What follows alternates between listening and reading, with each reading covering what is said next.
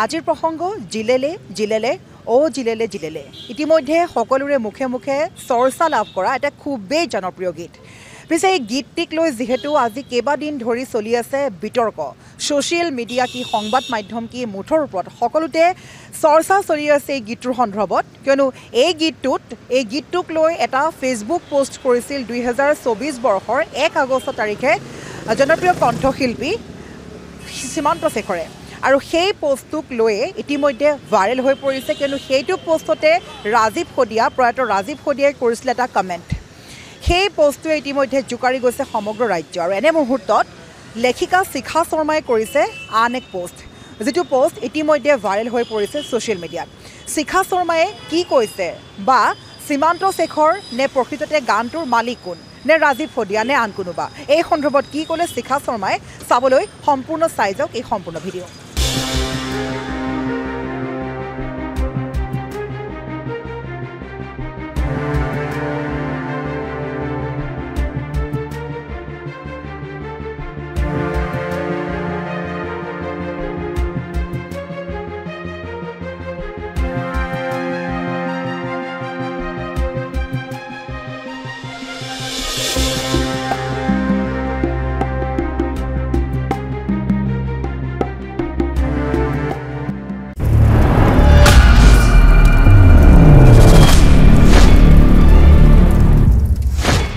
নমস্কাৰ, চাবলৈ আৰম্ভ কৰিছে ইনচাইড এট। আপোনালোকৰ সন্মুখত পুনৰ মই আস্মিতা।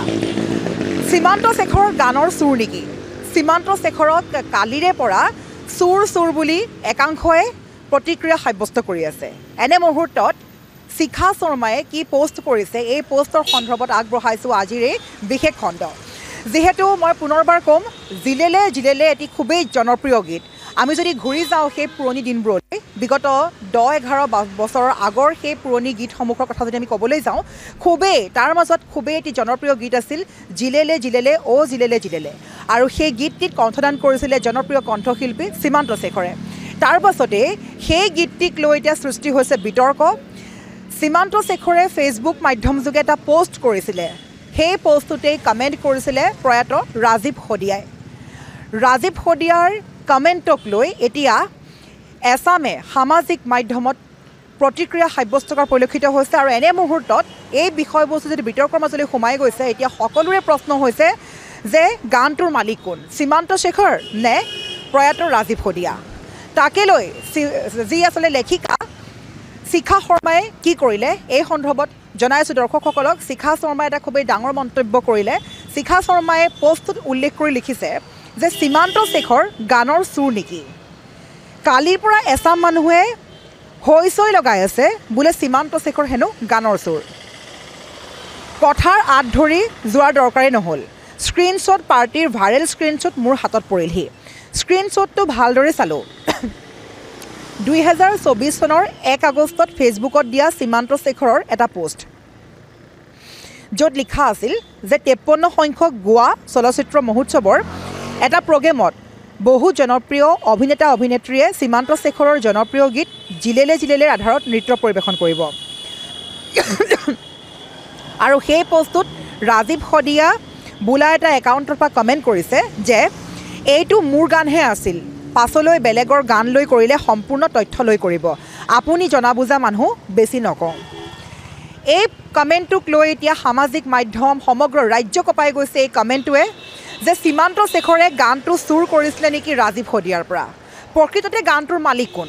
আমি জনাই আছোঁ দৰ্শকসকলক পুনৰবাৰ, এই কমেণ্টটো কৰাৰ 5 মাহৰ পাছত ৰাজীৱ শদিয়া ঢুকাল। এই কথা ব্যক্ত কৰিছে সামাজিক মাধ্যম যোগে এটা পোষ্ট যোগে লেখিকা শিখা শৰ্মাই। তেওঁ কৈছে যে 5 মাহৰ পিছত ৰাজীৱ শদিয়া ঢুকাল। তাৰ পাছতে সেই কমেণ্টটোকে স্ক্ৰীনশ্বট পাৰ্টিয়ে ফেচবুকত দিছে মেলি। সীমান্ত শেখৰক গান চুৰ বুলি কৰি আছে সমালোচনা। এতিয়া প্ৰশ্ন হ'ল, সীমান্ত শেখৰৰ জিলেলে গানটো কোন চনত ৰেকৰ্ডিং কৰি বজাৰত এৰি দিয়া হৈছিল? মোৰ হাতত থকা তথ্য মতে এই গানটো ৰেকৰ্ডিং কৰা 9 বছৰতকৈ বেছি হ'ল। 9 বছৰত প্ৰায় 2 কোটি মানুহে এই গানটো চাইছে আৰু শুনিছে। তাৰ পাছতে শিখা শৰ্মাই কৈছে যে তেওঁৰ প্ৰশ্ন উদয় হৈছে যে গীতটি 9-10 বছৰ পূৰ্বেই খুবেই জনপ্ৰিয় লাভ কৰিছিলে। ইমান বছৰৰ পিছত কিয় মাত মতা নাছিল প্ৰয়াত ৰাজীৱ শদিয়াই? ইয়াকে লৈ এতিয়া সৃষ্টি হৈছে বিতৰ্ক লেখিকাগৰাকীয়ে লিখিছে যে সীমান্ত শেখৰক গান চুৰ সজাই পেলাব লাগে নেকি এয়াই নেকি অসমীয়া মানুহৰ অসমীয়াৰ প্ৰতি থকা সদ্ভাৱ এয়াই নেকি জাতিৰ প্ৰতি থকা জাতীয়তাবাদ সীমান্ত শেখৰ জানো অসমীয়া মানুহ নহয় এজন অসমীয়াই বিনা দুখত ইমান বদনাম ৰচিব লাগেনে এইদৰে কৈছে শিখা শৰ্মাই যদি ৰাজীৱ শদিয়াৰ কমেণ্টটো ইমানেই শুদ্ধ আছিল তেন্তে যোৱা সুদীৰ্ঘ 9টা বছৰে ৰাজীৱ শদিয়া কিয় নীৰৱে আছিল কিয় ৰাজহুৱা কৰা আছিল কথাটো ৰাজীৱ শদিয়া নামৰ 41 বছৰীয়া অসমীয়া ব্যক্তিজনৰ অকালতে মৃত্যু হ'ল আমি দুখিত কিন্তু এই বুলিয়ে আন এজন অসমীয়া ব্যক্তি সীমান্ত শেখৰক বিনা দুখত অপবাদ দি আমি তেওঁক মানসিকভাৱে মাৰি পেলোৱাটো উচিত হ'ব জানো এইদৰে ক'লে শিখা শৰ্মাই তাৰ পাছতে শিখা শৰ্মাই লিখিছে যে গানটোৰ কথা আৰু সুৰ কাৰ হয় সেই কথা গানটোৰ বিৱৰণত লিখাই আছে তাত কিবা বিসংগতি আছে যদি ৰাজীৱ শদিয়া যোৱা সুদীৰ্ঘ 9 বছৰে আদালতৰ কাষ চাপিব লাগিছিল 5 মাহৰ আগতেহে মনত পৰিলি কথাবোৰ এইদৰে শিখা শৰ্মাই মন্তব্য কৰিছে এতিয়া প্ৰশ্ন হৈছে এই ৰাইজৰ মতামত লাগিব আপোনালোকে কি ভাবিছে যে প্ৰকৃততে গানটো কাৰ হয় যিটো খুবেই জনপ্ৰিয়তা লাভ কৰা এটা বিশেষ গীত আৰু সেই গীতটিক লৈ যিহেতু এটা বিতৰ্কৰ সৃষ্টি কৰিছে আৰু লেখিকাগৰাকীয়ে লিখিছে যে গীতটি 9-10 বছৰ পুৰণি কিন্তু বৰ্তমান সময়ত গানটোৰ কমেণ্টক লৈ কিয় ইমান বিতৰ্কৰ সৃষ্টি হৈছে বা সেই সময়ত ৰাজীৱ শদিয়াই কোনো একশ্যন কিয় নললে সীমান্ত শেখৰৰ বিৰুদ্ধে বা সেই সময়ত ৰাজীৱ শদিয়াই মাত নামাতি 5 মাহৰ পিছত কিয় মাত মাতিছে বুলি উল্লেখ কৰিছে লেখিকাগৰাকীয়ে এতিয়া প্ৰশ্ন হৈছে কিছুমান সামাজিক মাধ্যমত লাভ কৰা কমেণ্ট আমাৰ হাতত আহি পৰিছে যিবোৰ কমেণ্টত লোকসকলে উল্লেখ কৰিছে যে সেই সময়ত ৰাজীৱ শদিয়াই গোচৰ কৰিছিলে গোচৰ ৰুজু কৰা হৈছিলে শিল্পীগৰাকীৰ বিৰুদ্ধে আৰু সেই গোচৰত শিল্পীগৰাকীৰ জয় হৈছিল বুলি কৈছে আৰু এছামে কৈছে এই গীতটিৰ বাবে সীমান্ত শেখৰক বেয়া অপমান কৰা হৈছিল বুলি কৈছে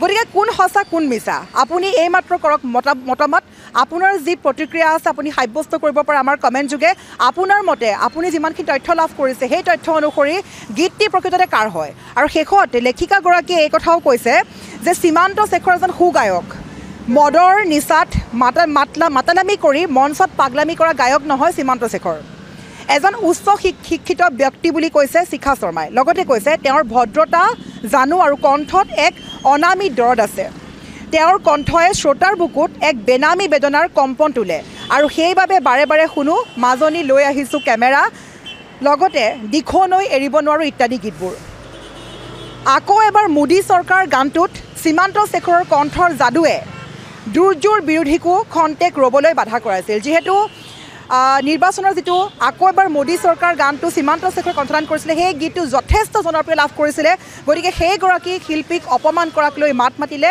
লেখিকা শিখা শৰ্মাই আনহাতে শিখা শৰ্মাই বাৰে বাৰে পোষ্টত উল্লেখ কৰিছে যে 9 বছৰে চুপচাপ থাকি 5 মাহৰ আগতে কমেণ্ট কৰিলে সেয়াটো মিছা কথাই হ'ব বুলি কৈছে শিখা শৰ্মাই নিজৰ গান চুৰ কৰি 9 বছৰত 2 কোটি ভিউজ গোটাই টকা ঘটিবলৈ এৰি দিবনে কোনোবাই কোৰ্ট কাছাৰী নকৰিবনে মিডিয়াত নিদিবনে কমেণ্টটো মিছাকৈ কৰিব পাৰে এইদৰে সীমান্ত শেখৰক লৈ পোষ্ট কৰিলে লেখিকাগৰাকীয়ে সেই পোষ্টটো আমি স্ক্ৰীণত দেখাই আছোঁ লেখিকাগৰাকীয়ে কি পোষ্ট কৰিছিলে এতিয়া প্ৰশ্ন হৈছে এই যিখিনি কথা আমি প্ৰকাশ কৰিলোঁ সেই কথা আমাৰ কথা নহয় সেই কথা হৈছে লেখিকা শিখা শৰ্মাৰ এটা বিশেষ ফেচবুক পোষ্টৰ আধাৰত উল্লেখ কৰা হৈছে এতিয়া আমি পুনৰ ক'ম আপুনি এতিয়াই জনাওক কমেণ্ট যোগে এই গীতটি প্ৰকৃততে কাৰ আছিলে বা এই গীতটিৰ মালিক কোন সীমান্ত শেখৰ নে প্ৰয়াত ৰাজীৱ শদিয়া যিহেতু বৰ্তমান সমগ্ৰ ৰাজ্য জোকাৰি গৈছে এই খবৰটোৱে ইতিমধ্যে চৰ্চা লাভ কৰি আছে বাৰে বাৰে সামাজিক মাধ্যম কি সংবাদ মাধ্যম কি সকলোতে মাথো চৰ্চা লাভ কৰি আছে এই গীতটিৰ এই বিতৰ্কিত পোষ্টটোক লৈ